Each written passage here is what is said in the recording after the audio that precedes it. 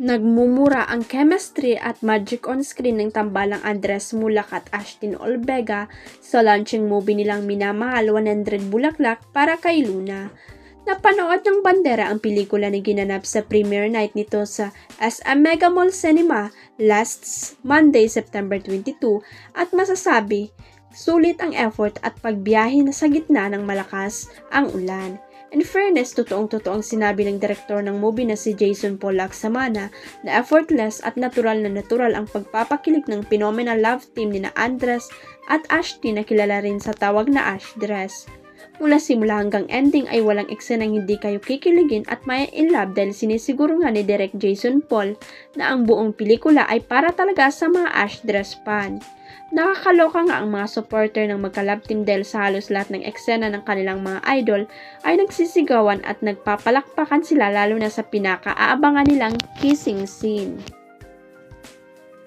Yes, spoiler alert ha, pero kailangang panoorin nyo pa rin ang movie dahil hindi lang ang cute na halikan ni na Ashtin at Andres ang kakikiligan nyo, marami pa. Para sa bandera, pasadong-pasado ng acting ni Andres sa Minamahal bilang isang baguhan. Mahal na mahal siya ng mga kamera dahil masasabi ring walang pinipiling anggulo si Andres. Tulad din ng tatay niyang si Aga Mulak, may anggulo rin siya, nakawig ni Piolo Pascual.